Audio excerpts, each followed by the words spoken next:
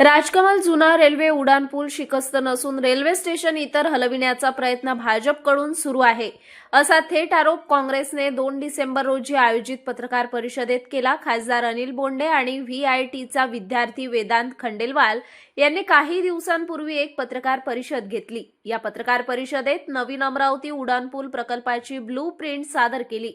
या ब्लू प्रिंटमध्ये 60 वर्षे जुन्या राजकमल उड्डाणपुलाच्या जागी अत्याधुनिक चौबदारी रस्ता आणि next generation railway station, business park, विज्ञान संग्रहालय, सांस्कृतिक केंद्र, आंतरराष्ट्रीय दर्जाचे क्रीडा संकुलाचा समावेश आहे. मात्र या प्रकल्पाला षडयंत्र असल्याचे काँग्रेसचे म्हणणे आहे. अमरावती रेल्वे स्टेशनच्या नवीन प्रकल्पाला काँग्रेस पक्षाकडूनच विरोध राहणार आहे, असा शहर काँग्रेस कमिटी शहर अध्यक्ष बबलू शेखावत यांनी सांगितले. रेल्वे ब्रिज बंद करण्याचे हे एक षडयंत्र असल्याची शंका माजी महापौर मिलिंद चिमोटे यांनी व्यक्त करून भाजप पक्षाने रेल्वे ब्रिजबद्दल उच्च स्तरावर हालचाली का केली नाही, असा प्रश्न त्यांनी विचारला. एका खासगी अभियंत्याने प्रकल्पाची ब्लू प्रिंट सादर केली असून भाजपचा आणि खासगी अभियंत्याचा संबंध आहे का, असा सवाल माजी महापौर मिलिंद चिमोटे यांनी उपस्थित केला. पत्रकार परिषदेला शहर काँग्रेस कमिटी शहर अध्यक्ष बबलू शेखावत, माजी महापौर मिलिंद चिमोटे, महिला शहर अध्यक्ष जयश्री वानखडे, युवक काँग्रेस पदाधिकारी वैभव देशमुख, समीर जवंजाड, निलेश गुहे, नितीन काळे उपस्थित होते.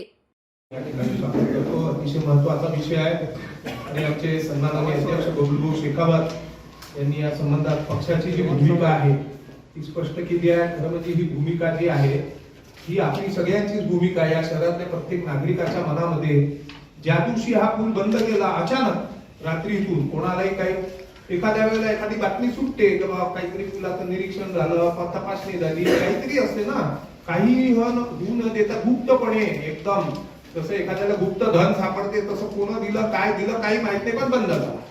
तेव्हा लोकांच्या मनामध्ये, आमच्या तर मनामध्ये नक्की पाल चुकचुकली होती का काही ना काही याच्या मागे आहे.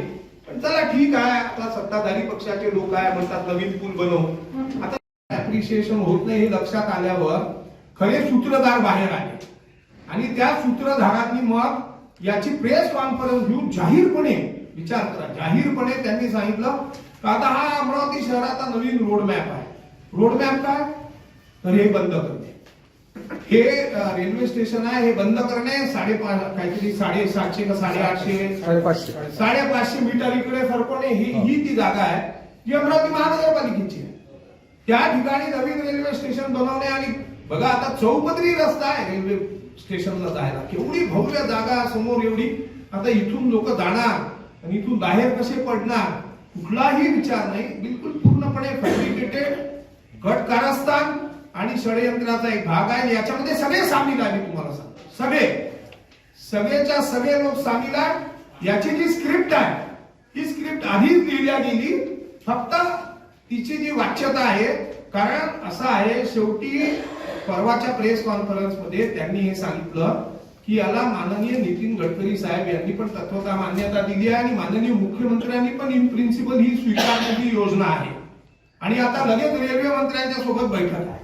मग आता हे सगळं एकदम अचानक घडलं असतं तर लोकांना आश्चर्य वाटलं असतं, म्हणून कुठेतरी थोडंसं सुतोवाच केलं त्यांनी किंवा ही योजना जी आहे. आता माझा सवाल असा आहे त्यांना की एक खासगी इंजिनियर, विचार करा, मुख्यमंत्र्यांची पण अपॉइंटमेंट मिळते आणि केंद्रीय मंत्र्यांची पण अपॉइंटमेंट मिळते, लोकांचे पाय घासून मरून जातात लोक तर अपॉइंटमेंट नाही मिळत, समजून घ्या. पण तिथपर्यंत ते पोहोचतात, प्रेझेंटेशन देतात आणि प्रेझेंटेशन देऊन त्यांना ते तत्वता मान्य होऊन जाते. तर ह्याच्या मागे कोणत्या शक्ती आहे? तुम्ही प्रयत्न करून पहा एखादा इंटरव्ह्यू घ्यायचा किंवा एखादा इथला शहराच्या नियोजनाचे पुष्कळ आराखडे आहे लोकांजवळ, मिळेल का संधी?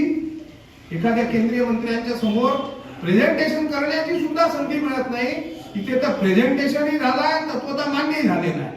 म्हणजे तिथपर्यंत पोहोचवणारी जी शक्ती आहे त्या शक्तीचं केवढं मोठं पाठबळ या साऱ्या षडयंत्राच्या मागे आहे हे आपण समजून घेतलं पाहिजे. 4 महिन्यापासून या शहरातला जो रेल्वेचा ब्रिज आहे तो अचानक बंद पाडणे, ट्रॅफिक बंद करणे, त्याचे तपशील कोणाला मिळू न देणे आणि त्याच्या मागची जी काही षडयंत्र होतं, कट कारस्थान होतं, ते कारस्थान आता उघड झालेलं आहे.